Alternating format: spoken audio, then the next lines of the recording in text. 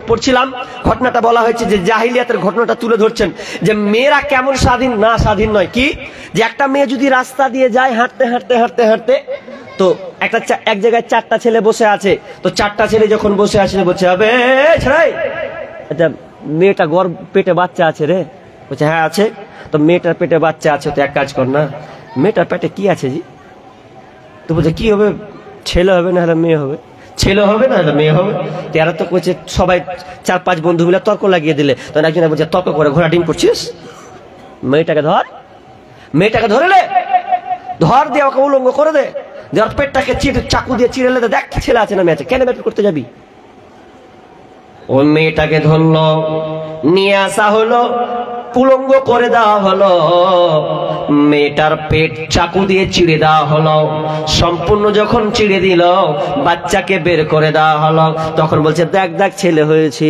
ও বলছে দেখ ছেলে হয়েছে আর কি মারপিট করবি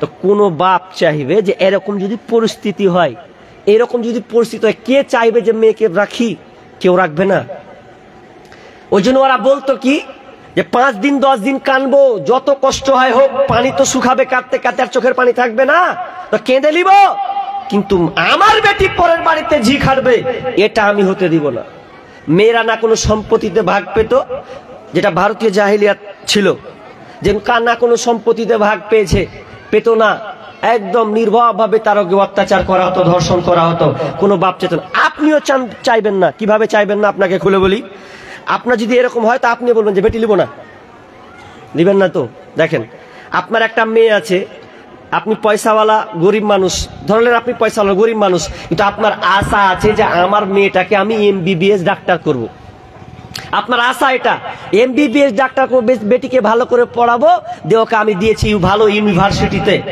দিলাম দেওয়ার পর পড়ছে নার্সিং কলেজ থেকে ভালো ভালো দিয়ে দিলেন এরপরে যখন হলো তখন আপনার কাছে ফোন আসছে হ্যালো কি তোমার জরিনাটা কে জি কইছে আমার বেটি জরিনা তোমার বেটি তো ফের শুনছি যে তোমার বেটি বলে পালিয়ে গেল জিজ্ঞাসা করেছি আচ্ছা ওর মেজাজটা কেমন হবে যে লোকটা ভাবছে যে আমি আমার মেয়েকে আমি লালন পালন করব কষ্ট করে মানুষ করব তো সেই বাপের কানে যাচ্ছে যে বেটি নাকি অন্য ছেলের হাত ধরে পালিয়ে গেছে আচ্ছা এখন ওর মন মেজাজটা কেমন হবে এখন বেটি যদি ঘর আছে বাপ লিবে সহজে লিবে না সোজাই বলবে খালি আই বস্তা বন্দি করবো ল বন্দি কেটে দেবো পুঁতে দেবো গেঁড়ে দেবো এরকম বলবে না ভাষা তারপর কিছু কথা মানে ওই বাপও লিবে না কেমন বেটি আমার মুখে চুলকানি মেরেছে আমার দরকার নাই তো এটা যদি আগে আপনি মানে যদি রিপোর্ট পেয়ে গেলেন তো আপনি নিবেন না তো জাহিলিয়াতের যুগটাও এরকম তার চাইতে বেশি ভয়ঙ্কর ওই জন্য কোন লোক চাইতো না যে আমার ঘরে বেটি হোক কে মারনা রাস্তা দিয়ে হাঁটবো কত মানুষ কি বলবে লজ্জায় মুখ এই আয়াতটা পড়ে যে লজ্জাতে বাড়িতে শুধুই থাকতো না অন্য কোনো এলাকাতে কোনো একটা গোত্র কোনো বংশে থাকতো যেটা কেউ আমাকে টিটকিরি না মারতে পারে এই জন্য কত খাতারনাক ওই জন্য মেরে ফেলতো কিন্তু আমরাও মেয়েদেরকে মেরে ফেলি ওটা আবার চাকু দিয়ে লয় আর কবর দিয়ে লয় গলা টিপে লয় কেমন দেখবেন মেরে ফেলি কিভাবে আচ্ছা আপনার কটা বেটা কারো 3টা বেটা কারো 4টা বেটা আছে না নাই কথা বলেন আছে না নাই না নেই আপনাদের ছেলেপিলে কথা বলবেন রে ভাই তো ছেলেপিলে আছে 4টা বেটা কারো 2টা বেটি কারো 3টা বেটি আছে কারো 7টা 8টা এখন কিন্তু 7টা 8টা পাবেন না এখন 2টা থেকে 3টা আর বেশি পাবেন না আপনি তো আগেকার 7টা 8টা 4টা বেটা 3টা বোন জায়গা আপনি কিভাবে ভাগ করে দিয়েছেন কিভাবে দিয়েছেন এবার কোন জায়গায় মারতে এলো রে হ্যাঁ সঠিক জায়গায় এসেছি এবার আমি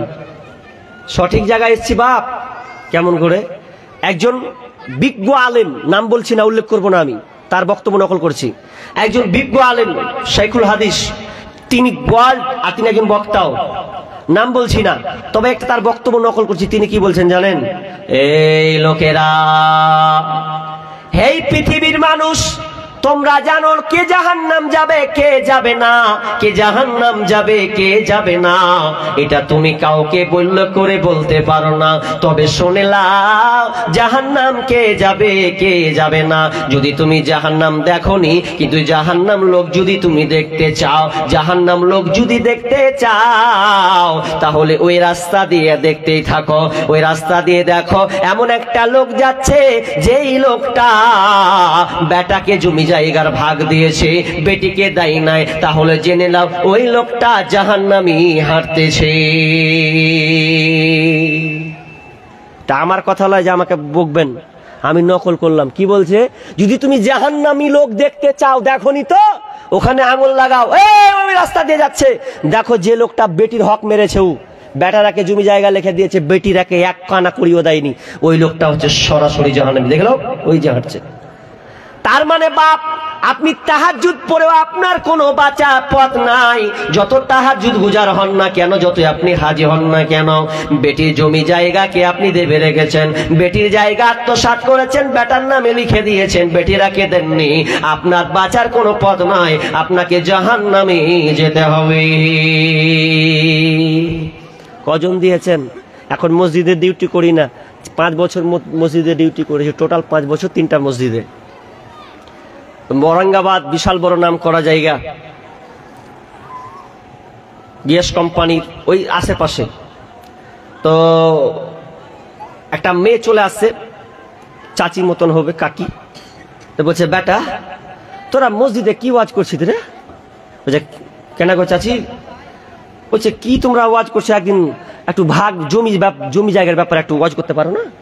আমাকে বলছে। আমি বলছি, কেন আমি করি, ওয়াজ ফের করি না? করি। বলছে, কই ওয়াজ করছো, তাও যাহারা ভাগ পাই না? কথা শুনে তো খারাপ লাগলো। তখন আমিও হেসে হেসে বলছি, কাকে, চাচি আমি ফের শুনেছি কি যে তোমরা নাকি বলে মাফ করে দাও, বলে জমি গেলাম না বলে মাফ করে দাও। কে কইছে ওরাকে মাফ করবো?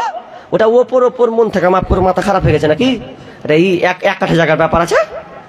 কে কইছে? বলছে, শুনছি সাই, বলছি শোনালয়।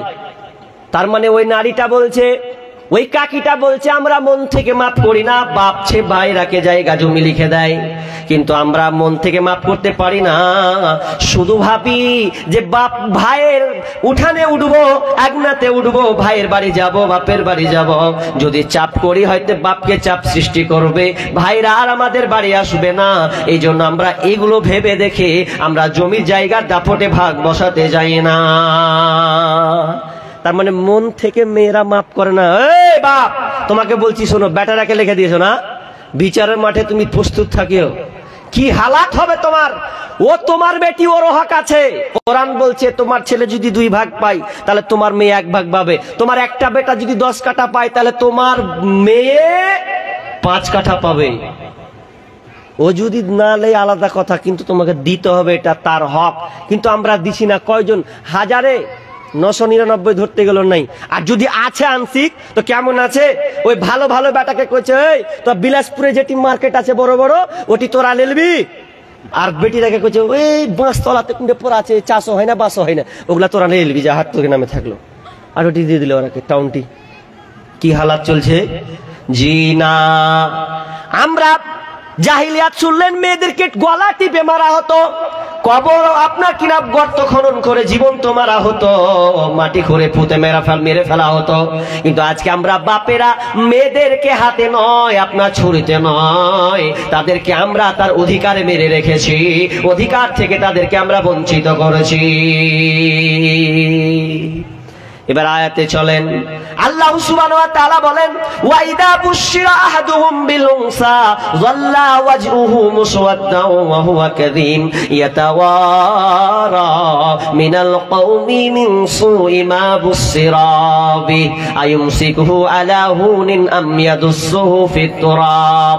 যখন ওই গার্জিয়ানকে যখন ওই আপনার কিনা পয়গামটা পৌঁছে দিল, মেয়ে হয়েছে, তার লজ্জার ভয়ে, তার গ্লানির ভয়ে, তার সম্মানকে রক্ষা বাঁচানোর জন্য রক্ষার্থে সে গ্রাম থেকে পালিয়ে বেড়াতো।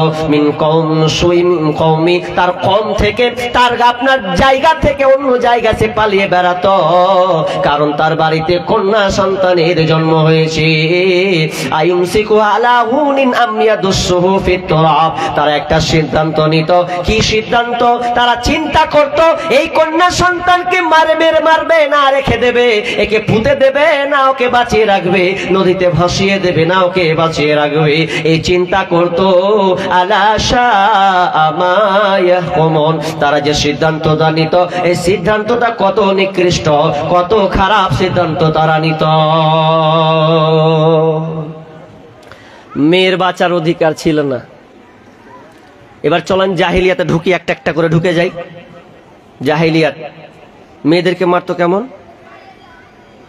অনেক তাফসির আছে, তবে একটা প্রাচীন তাফসির থেকে আপনাকে তাফসিরে কুরতুবী, এই তাফসিরে একটা বিশাল লম্বা একটা তাফসির আছে, আর ঐতিহাসিকগণ ওই রকমই কথা বলেছেন, হয়তো একটু এইদিক ওদিক হবে, কিন্তু ঘটনাটা ওই রকমই।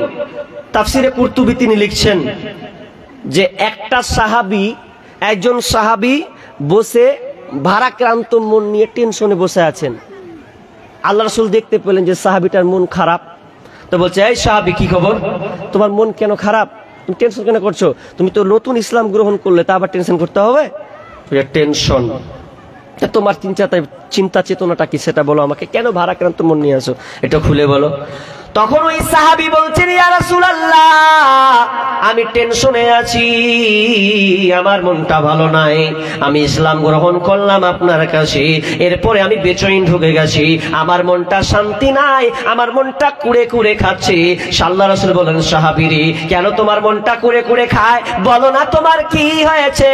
আল্লাহ এবার ওই সাহাবীটা বলছেন, ইয়া রাসূলুল্লাহ, আমার 8টা মেয়ে ছিল, ওই 8টা মেয়েকে আমি নিজের হাতে জীবন্ত কবর দিয়েছি, নিজের হাতে আমি 8টা মেয়ে, একটা নয়, দুইটা নয়, তিনটা নয়, 8টা মেয়েকে আমি নিজের হাতে পুঁতেছি, কোনটাকে নদীতে ভাসিয়েছি, কোনটাকে জীবন্ত কবর দিয়েছি, কোনটাকে আমি টুটি চেপে মেরে ফেলেছি। তাহলে আমার 8টা মেয়েকে আমি নিজের হাতে মেরেছি, কত জঘন্য অপরাধ, কত জঘন্য পাপ করেছি। জাহিলিয়াতের সময় আমার সবাই একই রকম, আমারও সেই টেনশন, আমারও মন মানসিকতা ওই রকম ছিল।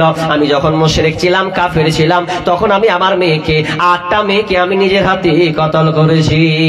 আল্লাহ রাসূল বললেন, ওই সাহাবী, কেমন করে তুমি ওই 8টা কন্যা সন্তানকে মারতে পারলে? তোমার তো অন্তরে লাগার কথা, তুমি 8টা কন্যা সন্তানকে কেমন করে মারলে? আমাকে কোনো একটা মেয়ের বর্ণনা দাও। এবার ওই সাহাবী শুরু করলেন, ইয়া রাসূলুল্লাহ, আমি অনেক মেয়েকে মেরেছি, তার মধ্যে আমি একটা মেয়ের ঘটনা বলি। আমি আমার স্ত্রীকে বলেছিলাম, বিবি রে, এখন আমি আর বাড়িতে থাকতি না, আমি বিদেশে চলে গেলাম, এখন তুমি প্রেগনেন্ট আছো, তোমার পেটে বাচ্চা আছে, জানি না ছেলে আছে না মেয়ে আছে, তবে শুনে নাও বিবি, যদি পেটে বাচ্চা যখন প্রসব হবে, পৃথিবীতে যদি আসে, যখন তোমার ডেলিভারির সময় হবে, তুমি যদি দেখতে পাও ছেলে হয়েছে, ছেলেটাকে রেখে দাও, আর যদি মেয়ে কন্যা সন্তান হয়, তাহলে তাকে তুমি গলা টিপে মেরে দেবে, ওকে পৃথিবীতে বাঁচিয়ে রাখবে না। এই বলে আমি আমার বিবিকে আমি ওসিয়ত করে দিলাম, আমি তাকে আদেশ করে আমি চলে গেলাম বিদেশে। এই করতে 1 দিন নয়, 2 নয়, 1 মাস নয়, 1 বছর নয়, 6-7 বছর ধরে আমি বিদেশে ছিলাম। আসার পর এবার আমি বাড়ি ফিরছি, বাড়ি এসে যখন দেখছি, আহারে, ফুটফুটে একটা কন্যা সন্তান, দেখতে এত সুন্দরী একটা মেয়ে দৌড়ে এসে মা বলে দিয়েছে, দেখ তোর আব্বা দৌড়ে আসে। ওই কন্যাটা দৌড়ে এসে আব্বা বলে ডাক দিয়েছে, বুকের দিকে চলে গেছে। এবার মেয়েটাকে দেখে আপনি সাহাবী হতভম্ব হয়ে গেছেন, ইয়া রাসূলুল্লাহ, আমি আশ্চর্য হয়ে গেলাম, এটা কার মেয়ে, এত সুন্দর মেয়ে, কার হবে এটা? আমার স্ত্রী বলছেন, ওগো স্বামী আমার, এটা কারো কোনো মেয়ে নয়, এটা আপনারই মেয়ে। আরে আমার মেয়ে মানে? তোকে কি বলে গেছিল? তোকে বলিনি মেয়ে হলে গলা টিপে দিবি, মেয়ে হলে গলা টিপে দিবি? এবারে বিবি স্বামীকে বলছে, স্বামী, আমার প্রাণের স্বামী, তুমি বলেছ ঠিক, আমি চেষ্টা করছিলাম, কিন্তু আমি তো মা, আমি তো বাপ নয়, আমি তো সন্তান পেটে নিয়েছিলাম, 9 মাস 10 দিন গর্ভে ধারণ করেছি। আজকে প্রসব হয়েছে যেদিন, সেদিন আমি মেয়ের মুখটাকে দেখতে গেলাম, আমি আর হাতটা ধরতে পারলাম না, আমি নিজের হাতে কন্যা সন্তানকে মারতে পারলাম না। ফুটফুটে একটা সুন্দর চেহারা দেখে আমি হাতকে সরিয়ে নিলাম, আমি মারতে পারলাম না।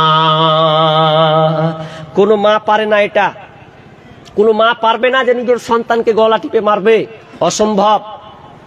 কেন পারবে না গো?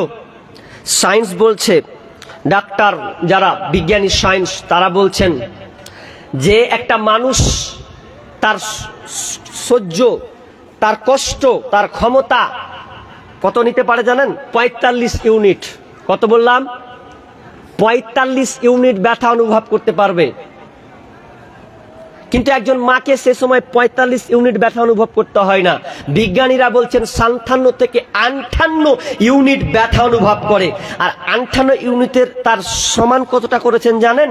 এর ব্যথা কতটা কষ্ট তারা বলছে যে একটা মানুষের শরীরে 206 খানা হাড়, ওটাকে যদি একত্রিত করা হয় আর একসাথে যদি ভেঙে দেওয়া হয়, যতটা কষ্ট হবে তার চেয়ে দ্বিগুণ কষ্ট হবে একটা সন্তান প্রসব দিতে গিয়ে। ওই জন্য দেখবেন অনেক মা সন্তান প্রসব দিতে গিয়ে মারা যায় না? অনেক আছে মা নেই, সন্তান পৃথিবীতে বেঁচে আছে, মা পৃথিবী ছেড়ে চলে গেছে নাই। নারীদেরকে কি মর্যাদা দিয়েছে মা বোন, আপনাদের তাহলে একটা ভাইটাল একটা বিষয় ধরতে গেলে তো আপনারা শান্ত সুষ্ঠু হয়ে বসুন, আলোচনা শ্রবণ করুন। যদি ভালো লাগে ফাটাফাট টাকাগুলোকে দিয়ে পাঠিয়ে দেবেন, ইনশাআল্লাহ দোয়া করব। ইসলামে নারীদের অধিকার, ইসলাম নারীদেরকে কি সম্মান কি মর্যাদা দিয়েছে, তাহলে এই মর্যাদা এর অধিকার এর তাৎপর্য যদি আমি আলোচনা করি, তাহলে প্রথমত আপনাকে জানতে হবে তাহলে নারীদেরকে তাহলে কেমন করে ব্যবহার করা হতো। তাহলে আগে তাদের অধিকার কেমন ছিল? ওদের অধিকার না বললেই চলে, ওদের কোনো মর্যাদা ছিল না। বলছেন শুধু আয়ামে জাহিলিয়াত, আরবীয় অসভ্যতা যেটা ছিল এককালীন, তো এটা কি শুধু আরব কান্ট্রি, আরব দেশেই? জি না। আপনি যদি ভারতীয় জাহেলিয়াত এই ইতিহাসগুলোকে আপনি তুলে দেখেন, তাহলে আপনার মগজ ফেটে উড়ে যাবে যে এত ভাবে ভারতবর্ষের নারীদেরকে এভাবে নির্যাতন করা হতো, তাদের অধিকার না বললেই চলে, কোনো অধিকারই ছিল না। আপনি ইউরোপিয়ান জাহিলিয়াত, খ্রিস্টীয় জাহিলিয়াত, এগুলো আমি একটা একটা করে বলবো আমি আপনাদের সামনে যে কত ভয়াবহতা। মা বোন, আপনি আজকে স্বাধীন, কত সুন্দর করে ঘুরছেন ফিরছেন, একাই টোটোয় যাচ্ছেন, একাই বাসে যাচ্ছেন, ট্রেনে যাচ্ছেন, আবার ফিরে চলে আসছেন। কিন্তু এমন একটা সময় ছিল যেই সময় আপনি এই দরজা থেকে আপনি রাস্তায়, আপনার বাড়ির পাশে রাস্তায় পা দিবেন এমনটা কোনো পথঘাট ছিল না। একটু আংশিক দিয়ে একটা একটা করে, মানে মেয়ে হলেই গলা টিপে দাও, আতুর ঘরে জন্ম হলো আর গলা টিপে মেরে দাও, ওর বাঁচার কোনো অধিকার নাই। আল্লাহ রাসূল যখন নবুয়াতি পাননি, নবী হননি, তার আগের জীবনটা, তার আগের সময়টা তিনি সংগঠন চালিয়েছেন হিলফুল ফুজুল 17 বছর। তো এতগুলো একটা আন্দোলন, এটা একটা দল, একটা সংগঠন করলেন কেন?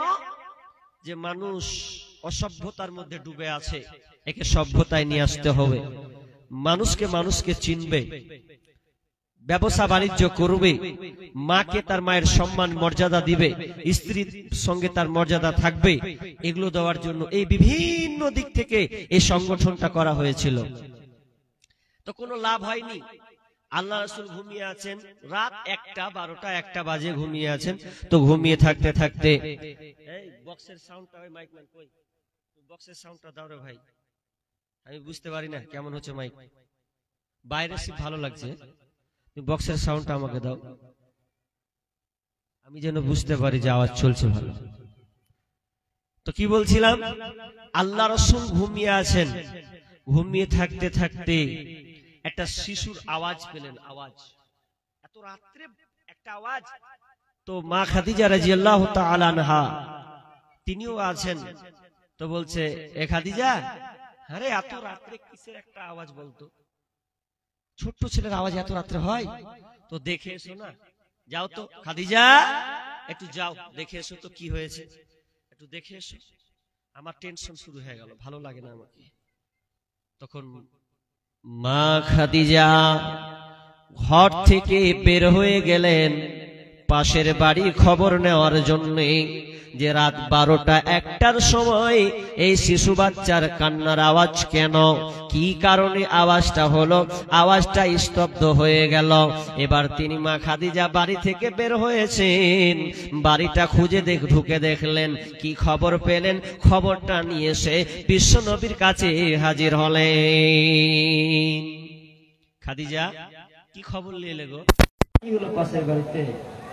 এবার মা খাদিজা বলছেন, স্বামী আমার রাত 1টার সময় আপনি যে আওয়াজটা পেলেন, এই আওয়াজটা যেন তেন আওয়াজ নয়, শিশু কন্যা বাচ্চার আওয়াজ। এটা আতুর ঘরে এই সময় মায়ের পেট থেকে ডেলিভারি হলো, বাচ্চা প্রসব হয়েছে, তো বাচ্চাটা ছেলে নয় মেয়ে হয়েছে, কন্যা সন্তানের জন্ম হয়েছে। এই জন্য এই মাত্রই ওই আতুর ঘরে তার নিজের পিতা ওই বাচ্চাটা মেয়ে কন্যাকে গলা টিপে মেরে দেওয়া হলো। আল্লাহ রসুল আরো টেনশনে পড়ে গেলেন। ভালো লাগে না, মেয়েরাকে যদি একটাই ভাবে মারতেই থাকে তো কি হালাত হবে, প্রজন্ম তো নষ্ট করবে রে, কি করা যায়? আল্লাহ রসুল মা খাদিজাকে বলছেন, খাদিজা ভাল লাগে না, কিছু খাবার দাও, কিছু খাবার দাও আমাকে, কিছু খাবার দিয়ে আমাকে পটলিতে বেঁধে দাও, আমি গাড়ে হিরাতে যাব। বিশ্বনবী কিছু খাবার নিলেন, গাড়ে হিরাতে চলে গেলেন। গাড়ে হিরাতে উঠে গেলেন পাহাড়ি একটা জায়গায়, নির্জন জায়গাতে চলে গেছেন। তিনি আল্লাহর আরাধনায় মগ্ন থাকলেন, আল্লাহকে ডাকতে থাকলেন। তো কয়দিন একদিন নয়, 2 দিন নয়, 1 মাস নয়, 2 মাস নয়। ইমাম বুখারী আলাইহি রাহমা বলছেন, বিশ্বনবী টানা 6 মাস গাড়ে হিরাতে ধ্যানে মগ্ন ছিলেন। কোন বিরাহি মৌন দাসী হীরা গুহার মাঝে, কার বিরহে চোখের পানি ছড়াই সকাল সাঁঝে। কোন বিরাহি মৌন দাসী হীরা গুহার মাঝে, কার বিরহে চোখের পানি ছড়াই সকাল সাঁঝে। ছাড়লো বাড়ি কিসের আশা,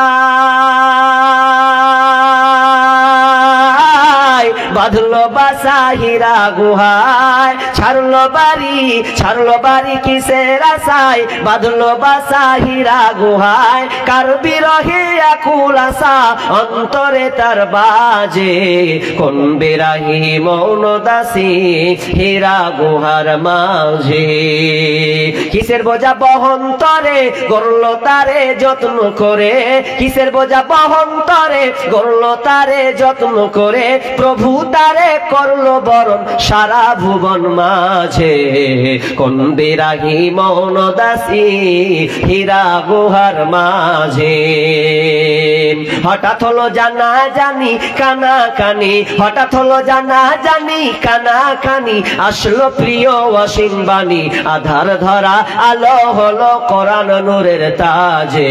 কোন বিরাহি মৌন দাসী হীরা গুহার মাঝে, কোন বিরাগী মৌন দাসী হীরা গুহার মাঝে। কোন বিরাহি মৌন দাসী হীরা গুহার মাঝে, কারো বিরহে চোখের পানি ছড়াই সকাল সাঁঝে। বিশ্বনবী বাড়ি ছেড়ে দিয়ে গাড়ে হিরাতে 6 মাস আল্লাহকে ডাকতে থাকলেন। একটাই উদ্দেশ্য, মানুষ যেন হেদায়াত, মানুষ যেন আল্লাহকে রব বলে চিনতে পারে, তারা যেন মানুষকে চিনতে পারে, দিনকে যেন সঠিক দিনকে যেন পেয়ে যায়, তারা যেন দুনিয়াবী কার্যকলাপ অন্যায় অশ্লীলতা থেকে যেন ফিরে আসে।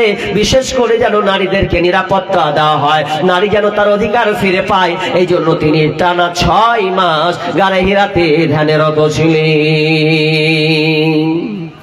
এরপরে কোরআন নাজিল হলো, কোরআনের আয়াত এলো, এই থেকে একটা করে শুরু হলো। ভাইরা আমার, তাহলে এই ইসলাম নারীদেরকে অধিকার দিল যে এবার যাও মানুষকে বার্তা লাগাও, বার্তা লাগাতে হবে, তাদেরকে দিন পৌঁছে দিতে হবে যেন তারা সে সম্মান মর্যাদা পায়। কি আছে আয়াতটা পড়েছি সূরা নাহল 58-59 নম্বর আয়াত। আয়াতটা কি একটু খুলে বলি। বিসমিল্লাহির রহমানির রহিম। وَإِذَا بُشِّرَ أَحَدُهُم بِالْأُنثَى وَلَّى وَجْهُهُ مُسْوَدًّا وَهُوَ كَظِيمٌ। আল্লাহ সুবহানাহু ওয়া তাআলা এই আয়াতটাকে নাজিল করলেন। ওয়াইদা বুশিরা আহাদুহুম বিল উনসা, যখন ওই গার্জিয়ানকে বলা হতো তোমার বাড়িতে আজ কন্যা সন্তানের জন্ম হয়েছে, মেয়ে হয়েছে, ওয়াজহু মুসওয়াদ্দাউ ওয়া হুয়া কাযীম, তখন ওই তার চেহারাটা কালো বর্ণের হয়ে যেত, কালো মলিন হয়ে যেত, ভারাক্রান্ত মন নিয়ে থাকতো, মনে হচ্ছে যেন সে লোকটা বিষ পান করেছে। কেন কেন কেন? তার বাড়িতে কন্যা সন্তানের জন্ম হয়েছে। কন্যা সন্তান হয়েছে তো ভাল লাগলো না, যদি বলতো বেটা হয়েছে, ওরে বেটা, তখন এখনো অনেক বাড়িতে আছে বেটা হলে একবারে ওর মন মানসিকতা কত যে ভাল লাগে, করছে একটা বংশ মর্যাদা হলো। কিছুদিন আগে সোশ্যাল মিডিয়াতে ওই লোকটার 3টা বেটি আর 4 নম্বর আর একটা বেটি হলো। এর নিয়াত ছিল যে আমার যদি বেটা হয় তো কত ভাল লাগতো, মানে ও আশাই ছিল। তো 3টা বেটি, 4 নম্বরে আর একটা বেটি হলো, এটা মুর্শিদাবাদের কথা বলছি। তো 4 নম্বর বেটি হয়েছে, যেমনই হয়েছে ওর বাপ বাচ্চাটাকে ধরে একা ছাড় দিয়ে মেরেই ফেলে দিলে। এটা কিন্তু সোশ্যাল মিডিয়াতে দেওয়া হয়েছিল। বেটি হয়েছে তার ওর আফসোস, তার মানে এখনো জাহিলিয়াত আছে। এবার কথা হচ্ছে, হাজি বেটি দিলে তো আগেকার লোক মারতো কেন? বলছে এই জন্য মারতো, মুফাসসিরগণ বলছেন এই জন্য কয়েকটা কারণ। তার মধ্যে কারণ হচ্ছে এই যে আমার মেয়ে মানুষ হবে, বড় হবে, ও বড় হয়ে পরের বাড়ি যাবে, ঝি খাটবে, ওকে অপমান করবে, লাঞ্ছিত করবে, বঞ্চিত করবে। শুধু তাই নয়, বিয়ে যদি না হয়, একটা মেয়ে যদি বড় হতো, একটা